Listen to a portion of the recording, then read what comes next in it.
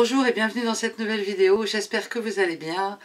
Aujourd'hui, je voudrais vous montrer comment j'ai réalisé ce bloc qui me fait penser à des pales de moulin.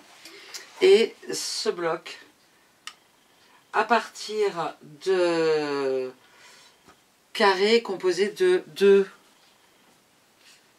triangles de couleurs différentes, ce que l'on a pu voir dans la vidéo précédente. Ok, on y va.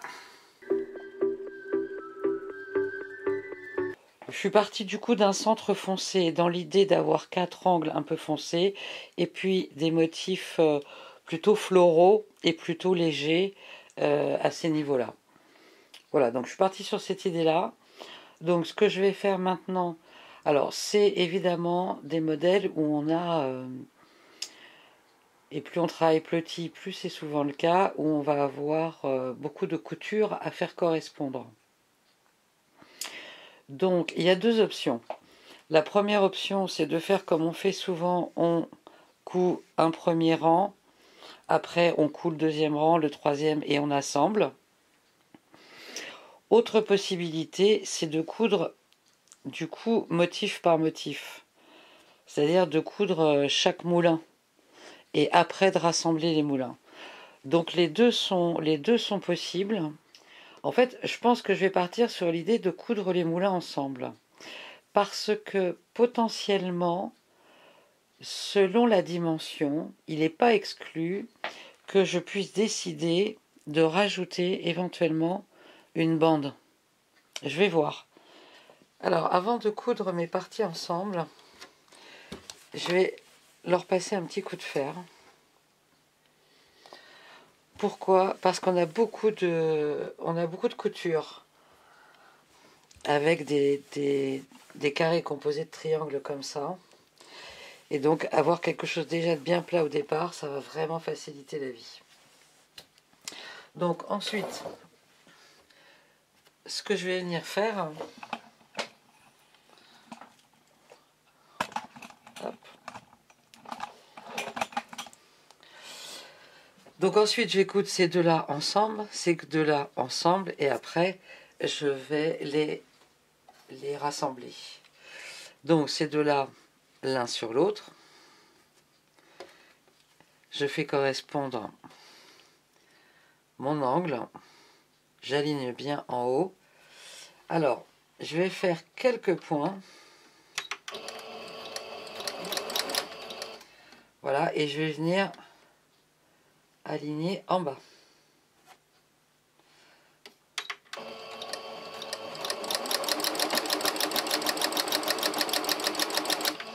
Alors, je couds à 1/4 de inch, quel que soit si vous cousez à 0,5 cm, pourquoi pas. Simplement veillez à ce que ce soit toujours la même chose. Ok. Et petit fil sur cela. Ce que je vais venir faire à chaque fois, c'est que je vais venir ouvrir la couture que je viens de faire. Parce que sinon, on va avoir un énorme paquet à ce niveau-là. Voilà. Et pour que ce soit encore plus facile au montage, je vais juste la repasser. Alors ça va sortir peut-être du champ de vision.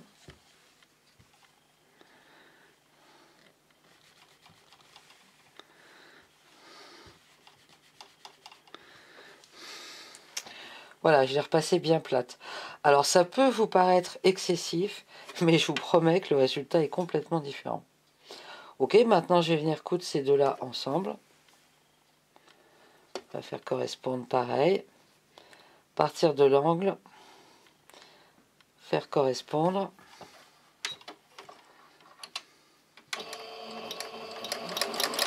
Coudre quelques points. Aligner bien sur la hauteur.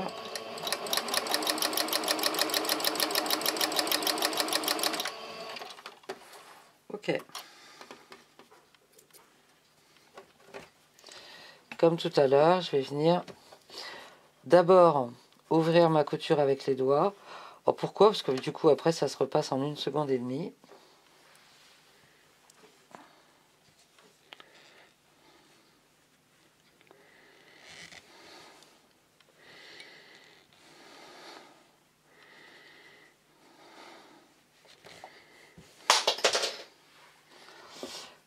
Ok, et alors, ce que j'ai constaté en plus, c'est que c'est beaucoup plus facile de faire correspondre nos coutures quand nos coutures sont ouvertes. Vraiment. Et je pense que c'est quelque chose que je vais adopter de façon bien plus fréquente. Alors c'est vrai que en patchwork, la plupart des pros, euh, quand elles rejoignent des rangs, elles mettent les coutures d'un côté, puis le rang d'après de l'autre côté pour les faire correspondre. Mais franchement, quand je vois le résultat avec les coutures ouvertes, moi je pense que c'est quelque chose que je vais adopter. Parce que l'objectif c'est quand même d'avoir un résultat le plus joli possible, quoi.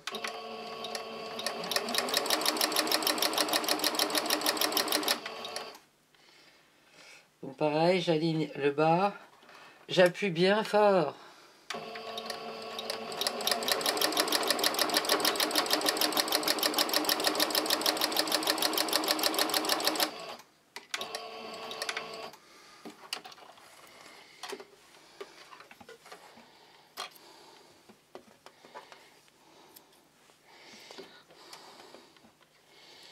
Et pareil, je vais venir d'abord avec les doigts, ouvrir ma couture. Et ensuite, je vais venir la repasser. Alors, je vais vous montrer comment je repasse. Ok, après, en termes de repassage, je viens d'abord repasser les deux moitiés que j'ai fait se rejoindre en premier lieu, que j'ai déjà repassé, mais que je repasse.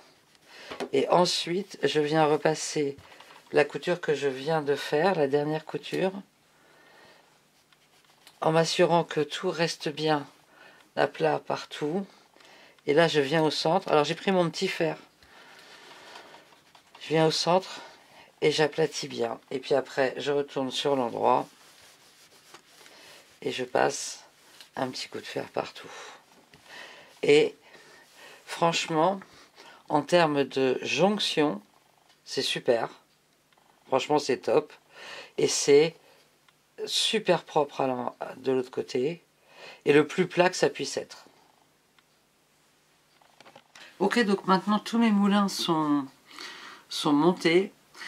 Je suis vraiment contente du résultat, au dos et sur le devant. Franchement, ça matche bien. Alors j'ai forcément des petits décalages en termes de dimension. En fait, je vais recadrer et redécouper tous les petits moulins pour qu'ils soient de taille identique. Et ils vont faire, au final, ça va faire des carrés de 5,5 inches, de 5 inches et demi. L'étape de mettre tous les petits blocs à la même dimension avant le montage est vraiment une étape indispensable. Ce qu'il y a de très facile avec ce motif de petit moulin, c'est qu'on a une ligne centrale. Et donc, pour les découper tous à 5 inches et demi, je me suis à chaque fois j'ai centré ma règle sur la ligne centrale à 2,75, si je me trompe pas, ce qui doit faire, en les additionnant, 5 inches et demi. Et du coup, j'ai pu faire chaque bloc comme ça. Et c'est quand même beaucoup, beaucoup mieux de le faire maintenant, de façon à ce qu'après, l'ouvrage soit bien calé, bien uniforme. Voilà, tous mes blocs sont maintenant tous découpés à la même dimension, 5,5 inches, et remis, je pense, dans l'ordre que je voulais. Maintenant, il y a deux options. La première option, c'est de venir les coudre comme cela, c'est les uns à côté des autres. Et puis, comme je veux correspondre à une certaine dimension pour que tous mes blocs fassent la même dimension dans mon kilt final, de ensuite venir coudre une bande un petit peu large à l'extérieur. Ça, c'est la première option. La deuxième option serait, on va regarder visuellement. Et là, vraiment, c'est chacun qui peut déterminer ce qui lui plaît le plus. Il n'y a pas de bonne ou de mauvaise règle. C'est vraiment une question de goût. Donc la deuxième option, ça consiste à créer, comme on a pu le voir dans de précédentes vidéos, des bandes entre les moulins, verticales, horizontales, ce qui bien sûr n'enlèvera pas le fait de faire une bande ensuite tout autour pour bien finaliser l'ouvrage. Et c'est vraiment là-dessus que je vais partir parce que c'est ce que je trouve le plus joli et ça va bien avec la dimension de bloc que j'ai un petit peu en tête pour l'ensemble de l'ouvrage. Alors, je n'ai pas filmé la partie pendant laquelle j'ai ajouté les bandes. C'est quelque chose qu'on a déjà vu dans une autre vidéo. Donc en fait, l'idée, c'est toujours sur les blocs de gauche de rajouter une bande sur la droite de la dimension du bloc, de coudre le rang ensemble, de coudre chaque rang, voilà, donc de coudre ces 3 blocs avec les bandes, ensuite d'intégrer, de réunir les rangs entre eux en intégrant une bande horizontale, et puis après de faire le tour exactement de la même façon. Ok, donc ça c'est quand même quelque chose qu'on a déjà vu et qui est facile à réaliser. Et voilà donc le résultat du bloc au final. Et je suis vraiment contente d'avoir fait ce choix. J'aime beaucoup le fait, d'abord j'aime beaucoup sa dimension qui est de 19,5 inches. Et je pense que ça va être sympa dans un grand patchwork. Et j'aime beaucoup le fait que ce soit aéré. Ok ?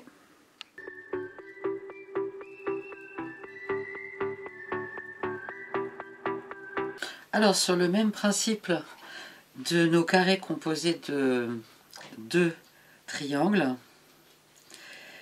j'ai choisi 4 tissus donc à fleurs, j'ai choisi des motifs fleuris et un tissu neutre pour cette fois faire une étoile. Alors l'étoile fait partie des modèles de base en patchwork. C'est vraiment dans les classiques du patchwork, ancien comme moderne. J'ai choisi une façon de faire une étoile qui est très simple, puisqu'on utilise des carrés et des triangles, des carrés composés de 2 triangles. Donc en fait, le schéma, il est là. Donc c'est composé de... ça forme un carré, donc il y a 4 rangs et 4 blocs verticaux, ce qui fait au total 16 carrés. Donc les angles sont des carrés neutres. Et ensuite, chaque tissu... Alors j'ai choisi 4 tissus, ce qui fait que les 2 moitiés sont identiques. C'est-à-dire que si je décale comme ça, cette moitié-là est exactement le reflet de celle-là. On peut imaginer, bien sûr, prendre 8 tissus différents. Moi, j'ai bien aimé l'idée de faire des reflets. Ok ? Donc, chaque tissu, du coup, a 2 parts composées d'un neutre et du tissu. C'est le cas pour chacun d'entre eux. Et au centre, alors selon la façon dont vous voulez disposer vos tissus, vous allez monter des carrés avec les doubles de tissus qui vont bien. Okay ? Donc là, pour constituer ces 2 branches de l'étoile, j'ai pris un triangle de ce tissu-là et un triangle de ce tissu-là. Pareil pour composer ces 2 branches, un triangle de ce tissu-là, un triangle de celui-là, etc. Ok ? Et après, c'est très simple. Alors, j'ai tout repassé en... Toutes mes coutures sont ouvertes. Je les ai repassées ouvertes parce que au centre, là, on a quand même beaucoup, du coup, de tissus qui vont se recouper. Et comme il y a beaucoup de tissus qui se recoupent, c'est quand même plus simple et plus sympa pour que ça soit plus plat d'avoir les coutures ouvertes. Et juste, on va couper les petits bouts qui ressortent. Ok ? Donc ce qu'on va faire, c'est qu'on va construire rang par rang. Donc on va coudre chaque rang ensemble, chaque rang avec chaque rang. D'abord chaque rang, et ensuite on va bien sûr rattacher les rangs ensemble. Ok ? Pour coudre mes rangs, en fait je procède toujours de la même façon. Je pars de la gauche, alors ça va être la droite pour vous, mais c'est la gauche pour moi. Et celui qui est le plus à gauche, je le mets au-dessus. Je les mets au-dessus, je les mets au-dessus. Et j'emmène ça à ma machine à coudre. Et je sais que du coup, celui-là va venir avec celui-là. Donc, comme je procède toujours de la même chose, de la même façon, du coup, je me trompe pas, normalement. Ok, donc, chaque rang est cousu. Bah maintenant, tout simplement, on va coudre ces deux-là ensemble, coudre ces deux-là ensemble, et rattacher les deux. Ok. Alors, le fait d'avoir fait des coutures plates, alors ça a plusieurs avantages. D'une part, le dos est très net et très plat. Le deuxième avantage pour moi, c'est que je trouve que c'est beaucoup plus facile de faire correspondre les coutures et d'avoir quelque chose de joli.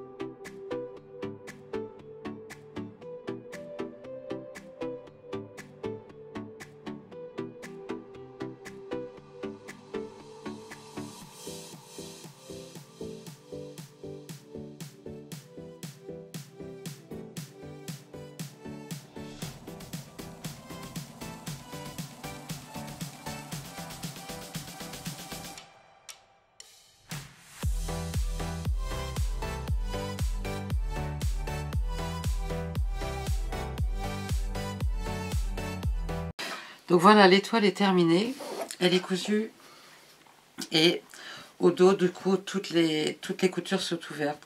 Ça permet de faire quelque chose de plus plat à ce niveau-là. Ok, du coup, la première chose que je vais faire, ça va être de bien rendre carré mon ouvrage.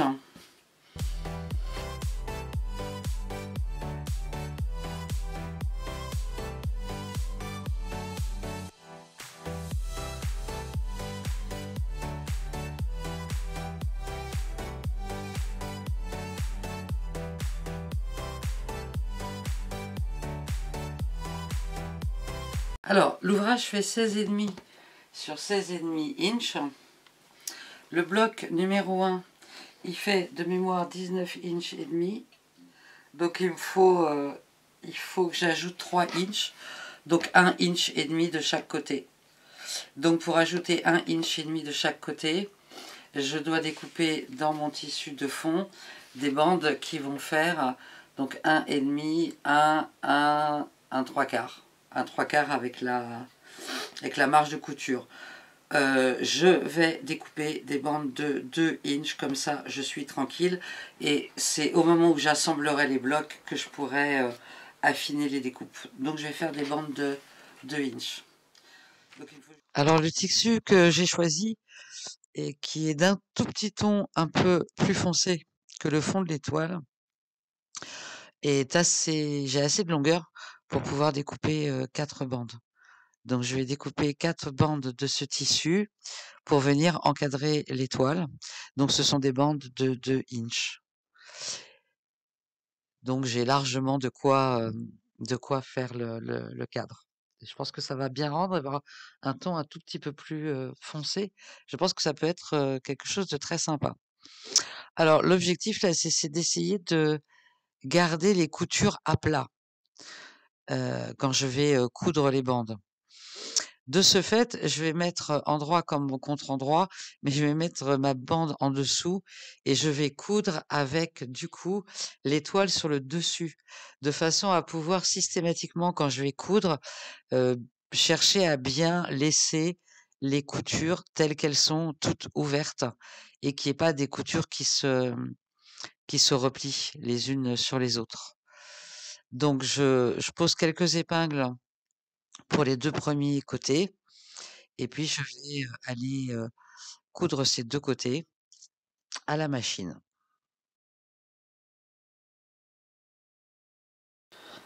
Alors pour le repassage des 2 bandes, là j'ai repassé vers l'extérieur, comme on fait de façon générale.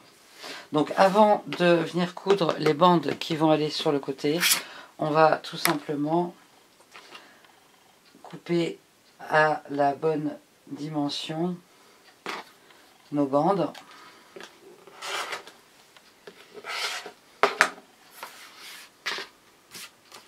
Des deux côtés. Et pour être plus exact, je préfère vraiment prendre ma règle parce que là je suis sûre que mes coupes sont bonnes. Ok, donc on a nos deux bandes sur chaque côté. Et maintenant, on va faire comme tout à l'heure. On va venir coudre nos bandes de ce côté-là. Hop. Et on aura fini notre étoile. Et voilà, notre étoile est terminée. Et le fait, alors, je ne sais pas si on le voit à la caméra, mais le fait d'avoir un petit écart, c'est vraiment sympa. Eh bien, j'espère que ce tutoriel vous aura plu et que, comme moi, vous allez vous amuser peut-être à faire un kilt traditionnel, en tout cas composé de blocs traditionnels. J'aime beaucoup ces deux-là et je pense que je vais partir sur des choses un peu plus colorées. Je ne sais pas encore, à l'heure à laquelle je tourne cette vidéo, quels vont être les deux blocs suivants. Je pense que je vais aller réaliser des vidéos de 2 blocs. Et je ne sais pas du tout quelle sera la dimension finale du kilt. Mais c'est l'intérêt aussi, c'est aussi de se laisser porter. Ok, et puis de réserver des surprises et des découvertes. Merci de m'avoir suivi. Vous savez que ce qui est vraiment très aidant pour m'aider à développer ma chaîne YouTube, c'est un like, un petit commentaire, même si c'est juste un smiley, et puis évidemment de vous abonner. Je ne cesse de m'émerveiller du nombre de personnes qui s'abonnent à la chaîne et qui nourrissent mon désir de partager des créations comme ça. Donc merci à chacun et chacune d'entre vous, et puis je vous retrouve bientôt pour une prochaine vidéo. Prenez soin de vous, bye bye.